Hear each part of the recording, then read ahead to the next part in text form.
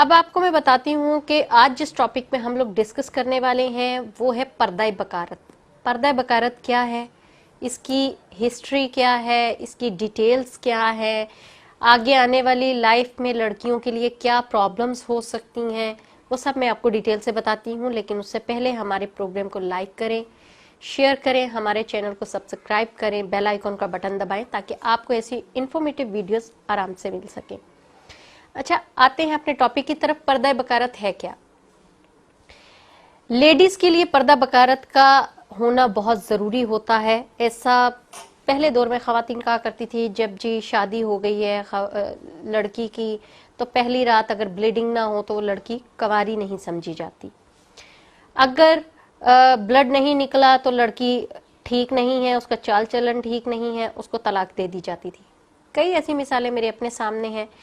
हम लोग आज साइंस के दौर में भी वही बात करते हैं पर्दा बकारत की, कि जब जी हम बिस्तरी की है, अगर वो पर्दा डैमेज नहीं हुआ, ब्लीडिंग नहीं हुई, तो इट्स मीन लड़की पहले से ही किसी के साथ ताल्लुकात में है, या लड़की ठीक नहीं है, उसका चाल चलन ठीक नहीं है, तो उसको इसी बिना पर हम लोग डाइवोर्स दे देते हैं।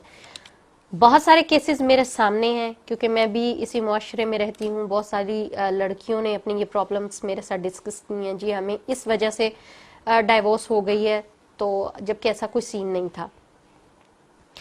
अच्छा, होता ये है कि आजकल लड़कियां बहुत ज़्यादा स्पोर्ट्स एक्टिविटी में इन रहती हैं, like that football, cricket, gymnastic, judo, karate, same इस टाइप की एक्टिविटीज़ में, रॉप जिसमें आप कह सकते हैं कि रस्सी फलांगना, ये सारी चीज़ें जब वो स्पोर्ट्स में आती हैं और वो जिम जाती हैं या कुछ इस तरह की एक्टिविटीज़ करती हैं, तो उससे भी पर्दा जो है वो डैमेज हो जाता है। बहुत सारी खवातीन फॉर एग्जांपल सीढ़ियाँ उतरते चढ़ते अगर गिर जाती हैं, बहुत सारी लड़कियां जंपिंग करते हुए अगर उन्हें चोट लग जाए तो उनका पर्दा डैमेज हो जाता है। तो इसका मतलब हरगिज़ ये नहीं होता कि वो लड़कियों का चाल चलन ठीक नहीं है या उन लड़कियों के साथ किसी के ताल्लुकात हैं।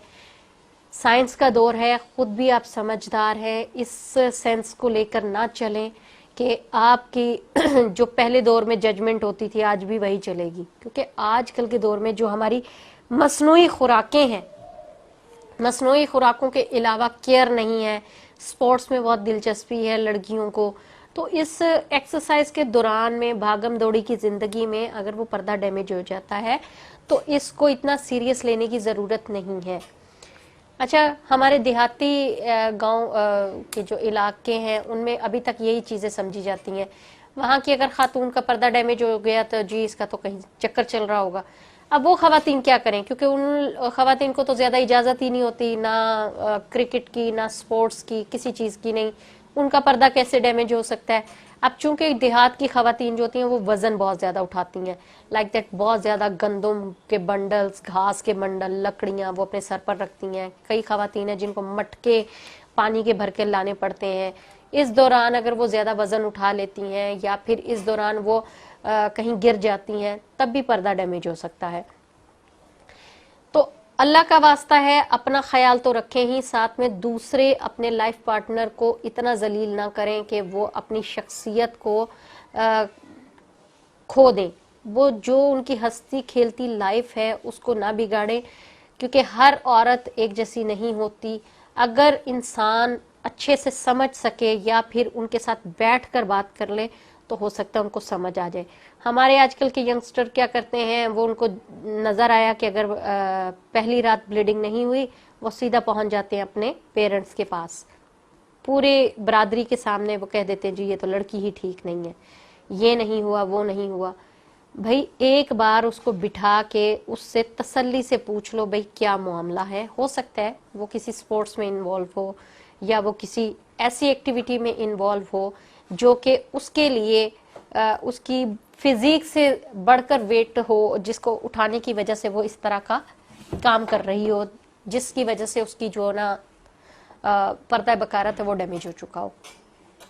तो कोई भी ऐसा डिसीजन लेने से बेहतर है कि आप अपने आप को कूल रखें, अपने आप को हम्बल रखें और आराम से तसल्ली के साथ उसके साथ डिस्कशन करें।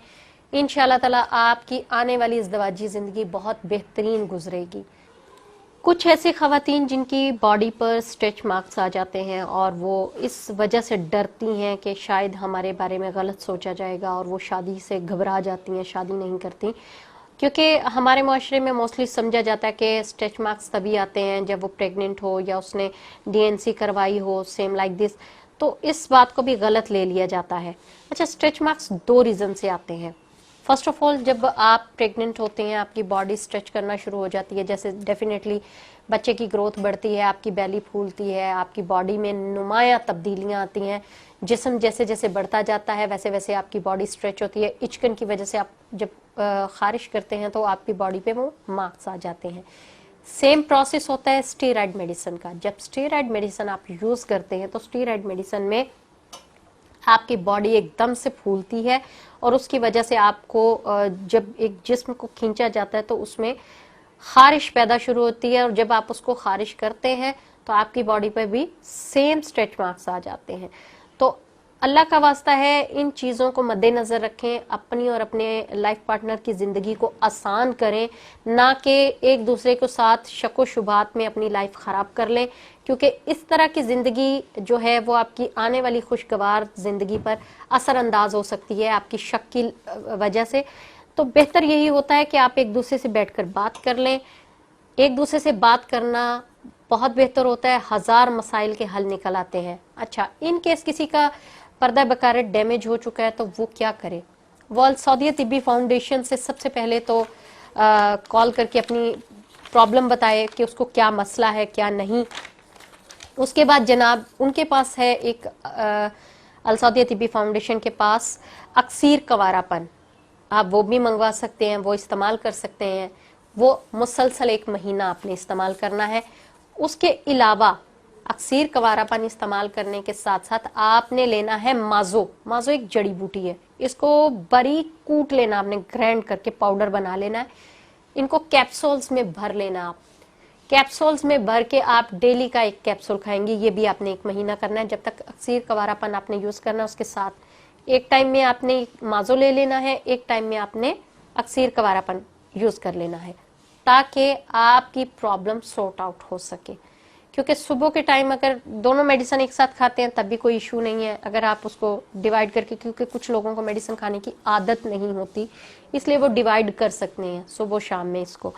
और स्ट्रेच मार्क्स का आप उस पर कोकोनट ऑयल लें, कोकोनट ऑयल लेके उसमें आप तिल जो है वो अच्छी तरह से पका के उसको ऑयल बना के छान के स्टेन करके रख लें। उससे आप अपनी बॉडी पर हल्का फुल्का हल्के हाथों से मसाज करें, जहाँ जहाँ स्ट्रेच मार्क्स हैं वो ख़त्म तो नहीं होंगे लेकिन नॉर्मल ज़रूर हो जाएंगे कि आपकी जो बॉडी है वो बुरी ना लगे। उम्मीद है नाजरीन आपको ये प्रोग्राम अच्छा लगा होगा। दुआओं में याद रखिएगा। इजाज़त दें, अल्लाह हाफिज़।